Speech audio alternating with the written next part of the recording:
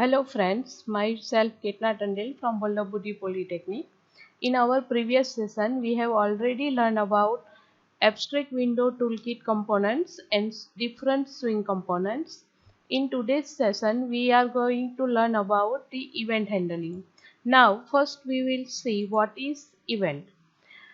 Event એટલે શું કે તમારા કમ્પોનન્ટના સ્ટેટમાં કરંટ સિચ્યુએશનમાં કંઈ પણ ચેન્જીસ આવે એને ઇવેન્ટ કહેવામાં આવે છે.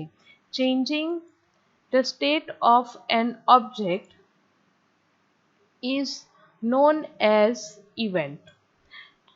ફોર એક્ઝામ્પલ, તમે કંઈક બટન પ્રેસ કરો, તમે વિન્ડો મિનિમાઇઝ કરો, ટેક્સ્ટ બોક્સની અંદર કંઈક ટેક્સ્ટ એન્ટર કરો, અને એના લીધે જે પણ કંઈક ફેરફાર આવે છે એને ઇવેન્ટ કહેવાય. હવે આ બધી વસ્તુ કરવાથી તમારી સ્ક્રીન ઉપર તમને એક પર્ટિક્યુલર આઉટપુટ મળશે અને આ જે આખી પ્રોસેસ થાય છે એને ઇવેન્ટ ડેલિગેશન મોડેલ કહેવામાં આવે છે. હવે આ ઇવેન્ટ ડેલિગેશન મોડેલ છે એમાં બેઝિકલી 3 કમ્પોનન્ટ્સ એક્ટિવેટ હોય છે. ફર્સ્ટ છે ઇવેન્ટ, સેકન્ડ છે ઇવેન્ટ સોર્સ અને થર્ડ છે ઇવેન્ટ લિસનર. હવે ઇવેન્ટ એટલે શું કે ઓબ્જેક્ટ કે કમ્પોનન્ટની તમે પ્રેસ કરો કે એની અંદર એના સ્ટેટમાં કંઈ પણ ચેન્જીસ આવે તો એને ઇવેન્ટ કહેવાય છે. હવે આ ઇવેન્ટ ક્યારે જનરેટ થાય તો જ્યારે તમારો ઇવેન્ટ સોર્સ છે, ફોર એક્ઝામ્પલ બટન છે, તમે બટનને પ્રેસ કરો અને તમારી સ્ક્રીન ઉપર જે બી કંઈક ચેન્જીસ આવે છે તો બટન એ તમારું ઇવેન્ટ સોર્સ થશે અને જે બી કંઈ ચેન્જીસ તમને દેખાય છે એ ચેન્જીસ પર્ટિક્યુલર ઇવેન્ટ કહેવાશે. હવે આ જે બી કંઈ ચેન્જીસ આવે છે એ ચેન્જીસ તમે જે કોડિંગ કરેલું છે કે તમારી ડિઝાઇન પ્રમાણેનું આઉટપુટ આપે એ હેન્ડલ કરવા માટે જે ઇન્ટરફેસનો યુઝ થાય છે એને આપણે ઇવેન્ટ લિસનર કહીશું. એટલે કે જાવાની અંદર જે બી કંઈક ઇવેન્ટ હેન્ડલિંગ કરવાનું છે એમાં 3 કમ્પોનન્ટ છે: ઇવેન્ટ, ઇવેન્ટ સોર્સ અને ઇવેન્ટ લિસનર્સ. નાવ હવે ઇવેન્ટ હેન્ડલિંગ ક્યારે થશે તો જેમ તમને પ્રીવિયસ સ્લાઇડમાં સમજાવ્યું એમ કે ઇવેન્ટ હેન્ડલિંગમાં 3 કમ્પોનન્ટ્સ પાર્ટિસિપેટ કરે છે. સોર્સ ઓબ્જેક્ટ કે જેના ઉપર કંઈક કરો, તમે ફોર એક્ઝામ્પલ બટન પ્રેસ કરો કે ટેક્સ્ટ બોક્સ હોય તો એની અંદર ટેક્સ્ટ એન્ટર કરો, તો એ જે ઇવેન્ટ સોર્સ છે એમાં એના સ્ટેટમાં જે બી કંઈ ચેન્જીસ આવે એના લીધે ઇવેન્ટ બનશે અને ઇવેન્ટ ક્રિએટ થશે. અને ત્યાર પછી એ ઇવેન્ટને હેન્ડલ કરવા માટે જે ઇન્ટરફેસનો યુઝ થાય છે એને આપણે લિસનર કહીશું. હવે અહીંયા આગળ જે સોર્સ છે એ ક્લાસ છે અને એને જે હેન્ડલ કરવા માટે જે બી કંઈ મેથડ્સનો આપણે યુઝ કરીશું એ ઇન્ટરફેસ છે. હવે જ્યારે યુઝર કોઈક એક્શન લે છે, મતલબ બટન પ્રેસ કરે છે કે ટેક્સ્ટ બોક્સમાં કંઈક ડેટા એન્ટર કરે છે, એવા ટાઈમે ઇવેન્ટ ટ્રિગર થાય છે, એટલે કે ઇવેન્ટ જનરેટ થાય છે. ત્યાર પછી જે બી સોર્સ હોય, ફોર એક્ઝામ્પલ બટન પ્રેસ કરવામાં આવે છે તો એના લીધે જે બી ટ્રિગર ઇવેન્ટ થશે તો એ સોર્સ જે છે, જે ટાઈપનું ઇવેન્ટ બને છે એના માટે એ એક લિસનર રજિસ્ટર કરશે. હવે આ સોર્સ જે છે એ શું કામ કરશે તો જે બી ઇવેન્ટ જનરેટ થાય છે એની જે બી ઇન્ફોર્મેશન હશે એ ઇવેન્ટ ઓબ્જેક્ટને મોકલશે. હવે અહીંયા આગળ એકથી વધારે ઇવેન્ટ પણ જનરેટ થઈ શકે અને જે ટાઈપની ઇવેન્ટ જનરેટ થાય એ ટાઈપના લિસનર તમારે રજિસ્ટર કરવાનું હોય છે. અને હવે આ ઇવેન્ટ એના ઉપર તમે જે પ્રમાણેનું કોડિંગ કરશો એ પ્રમાણેની મેથડ્સ તમારે લિસનરની મેથડ યુઝ કરીને એ ઇવેન્ટને તમારે હેન્ડલ કરવાની હોય છે. તો જે ઇવેન્ટ ઓબ્જેક્ટ છે એ તમારા લિસનરને નોટિફાય કરવાનું કામ કરશે અને તમારી ઇવેન્ટને તમારા ડિઝાયર્ડ પ્રમાણે હેન્ડલ કરશે.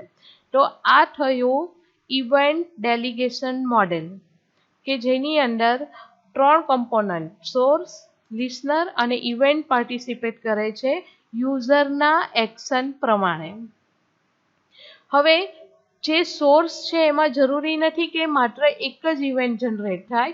એટ અ ટાઈમ એકથી વધારે પણ ઇવેન્ટ જનરેટ થઈ શકે છે અને એ જનરેટ થયેલી ઇવેન્ટને એકથી વધારે લિસનરનો યુઝ કરીને તમે હેન્ડલ કરી શકો છો. ચાર્ટમાં ઇવેન્ટ ક્લાસ હાયરાર્કી દેખાય છે. આપણી પાસે બે ટાઈપના ઇવેન્ટ હશે, એક તો લો લેવલ ઇવેન્ટ અને બીજી હશે સિમેન્ટિક ઇવેન્ટ. જે લો લેવલ ઇવેન્ટ છે એ તમારા કમ્પોનન્ટ ઉપર જનરેટ થશે. For example container, key event, mouse event, window તમે નાની મોટી કરો કે ક્લોઝ કરો એ ઇવેન્ટ અને ફોકસ ઇવેન્ટ. જ્યારે સિમેન્ટિક ઇવેન્ટ અથવા હાઈ લેવલ ઇવેન્ટ એમાં આવશે એક્શન ઇવેન્ટ. ફોર એક્ઝામ્પલ તમે બટન પ્રેસ કરો ત્યારે એક્શન ઇવેન્ટ જનરેટ થશે. એડજસ્ટમેન્ટ ઇવેન્ટ એટલે કે તમે સ્ક્રોલ બાર અપ ડાઉન કરો એ ટાઈમે એડજસ્ટમેન્ટ ઇવેન્ટ આવશે. આઇટમ ઇવેન્ટ અને એટલે કે રેડિયો બટન ચેકબોક્સને સિલેક્ટ ડિસિલેક્ટ કરો એ ટાઈમે આઇટમ ઇવેન્ટ જનરેટ થશે. અને ત્યાર પછી ટેક્સ્ટ બોક્સ કે ટેક્સ્ટ એરિયામાં કંઈક ટેક્સ્ટ એન્ટર કરો તો ટેક્સ્ટ ઇવેન્ટ આવશે.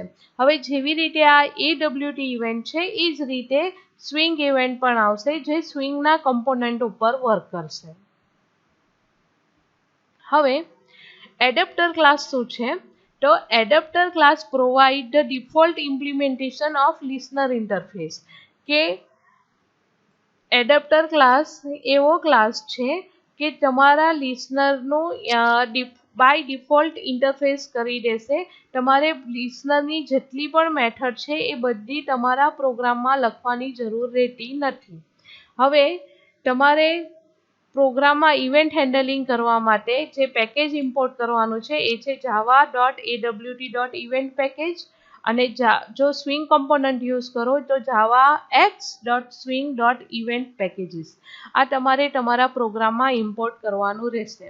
જે ડિફરન્ટ એડેપ્ટર ક્લાસ છે એ છે window adapter, key adapter, mouse motion adapter, focus adapter, component adapter અને કન્ટેનર એડેપ્ટર. હવે આ એડેપ્ટરનો એકચ્યુઅલી યુઝ શું છે એ હું તમને નેક્સ્ટ સ્લાઇડમાં સમજાવું છું. હવે અહીંયા આગળ મારી પાસે ઇવેન્ટ ક્લાસ છે ધેટ ઇઝ એક્શન ઇવેન્ટ.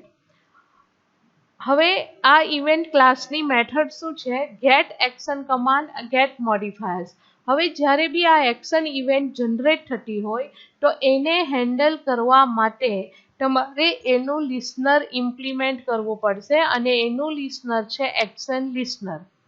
એટલે જ્યારે બી તમે પ્રોગ્રામમાં એક્શન ઇવેન્ટ જનરેટ કરશો એ ટાઈમે તમારે એને હેન્ડલ કરવા માટે એક્શન લિસનર ઇમ્પ્લિમેન્ટ કરવું પડશે. અને એ લિસનરની જે મેથડ છે એ છે એક્શન પરફોર્મ અને એના બ્રેકેટમાં એક્શન ઇવેન્ટ ઈ. હવે આ એક્શન ઇવેન્ટ ઈ જે છે એ એક્શન ઇવેન્ટ ક્લાસનો ઓબ્જેક્ટ છે જેનું તમે નેમ કંઈ પણ આપી શકો છો. એવી જ રીતે એડજસ્ટમેન્ટ ઇવેન્ટ છે તો એના રિલેટેડ એડજસ્ટમેન્ટ લિસનર છે અને એની ડિફરન્ટ મેથડ છે. સેમ વે ઇઝીલી સમજવા માટે આપણે જોઈએ માઉસ ઇવેન્ટ. કે તમે જ્યારે માઉસ પ્રેસ કરો, ક્લિક કરો તો એ ટાઈમે માઉસ ઇવેન્ટ જનરેટ થશે. એને હેન્ડલ કરવા માટે માઉસ લિસનર નામનું ઇન્ટરફેસ યુઝ થશે. હવે આ જે માઉસ લિસનર છે એની કેટલી મેથડ છે? તો ક્લિક છે, માઉસ એન્ટર છે, માઉસ એક્ઝિટેડ છે, માઉસ પ્રેસ છે અને માઉસ રિલીઝ છે. તો જ્યારે બી તમે માઉસ સિમ્પલ એક ક્લિક કરો તો આ બધી મેથડ એક્ઝિક્યુટ થશે. માઉસ ક્લિક થશે, એન્ટર થશે, એક્ઝિટેડ થશે, રિલીઝ થશે અને પ્રેસ થશે. તો જ્યારે બી માઉસ ઇવેન્ટ તમે જનરેટ કરશો અને માઉસ લિસનરની મેથડ તમે ઇમ્પ્લિમેન્ટ કરશો એ ટાઈમે તમારે આ બધી મેથડોને ઓવરરાઇડ કરવી પડશે તમારા પ્રોગ્રામમાં. જો તમારે આમ નહીં કરવું હોય અને ખાલી આમાંથી જે જરૂરી હોય એ જ મેથડ તમારે લખવી હોય પ્રોગ્રામમાં તો તમારે માઉસ ઇવેન્ટ માટેનો જે માઉસ એડેપ્ટર ક્લાસ છે, માઉસ એડેપ્ટર, એનો પ્રોગ્રામની અંદર યુઝ કરવો જોઈએ. જો તમે માઉસ એડેપ્ટર ક્લાસનો પ્રોગ્રામમાં યુઝ કરશો તો આ બધી મેથડ તમારે ઓવરરાઇડ કરવાની જરૂરી નથી. માઉસ એડેપ્ટર ક્લાસ એને ઓટોમેટિકલી તમારા પ્રોગ્રામમાં એડેપ્ટર કરશે. હવે એનો એડવાન્ટેજ શું? તો તમારે બધી મેથડ ઓવરરાઈડ નહીં કરવી પડે, એટલે તમારો કોડ નાનો થશે, શોર્ટ થશે અને તમારો કોડ સેવ થશે, પ્લસ એઝ વેલ એઝ તમારો ટાઈમ પણ સેવ થશે. તો એટલા માટે બને ત્યાં સુધી એડેપ્ટર ક્લાસનો યુઝ તમારા પ્રોગ્રામમાં તમારે કરવો જોઈએ. તો એડેપ્ટર ક્લાસનો યુઝ શું છે કે adapter class forced to provide the implementation of all the methods for listener interface, so it saves the code. કે એ તમારા ઇન્ટરફેસની બધી મેથડને તમારે ઓવરરાઇડ કરવાની જરૂર નથી, એટલે તમારો પ્રોગ્રામનું કોડિંગ નાનું થશે અને એ તમારો ટાઈમ પણ સેવ કરશે. તો આ દરેક ઇવેન્ટ છે, ઇવેન્ટ ક્લાસની મેથડ છે, એના રિલેટેડ ઇન્ટરફેસ છે અને એ ઇન્ટરફેસની મેથડ્સ છે. જ્યારે પણ આપણે ઇવેન્ટ હેન્ડલિંગનો પ્રોગ્રામ કરીશું ત્યારે એ પર્ટિક્યુલર ઇવેન્ટ એની મેથડ લઈશું અને ત્યાર પછી એના રિલેટેડ લિસનર ઇન્ટરફેસ ઇમ્પ્લિમેન્ટ કરીશું અને એની મેથડથી આપણે ઇવેન્ટને હેન્ડલિંગ કરીશું. આના પછી નેક્સ્ટ સેશનમાં આપણે દરેક ઇવેન્ટ અને ઇન્ટરફેસનો યુઝ કરીને અલગ અલગ પ્રોગ્રામ કરીશું using AWT and swing component. Thank you.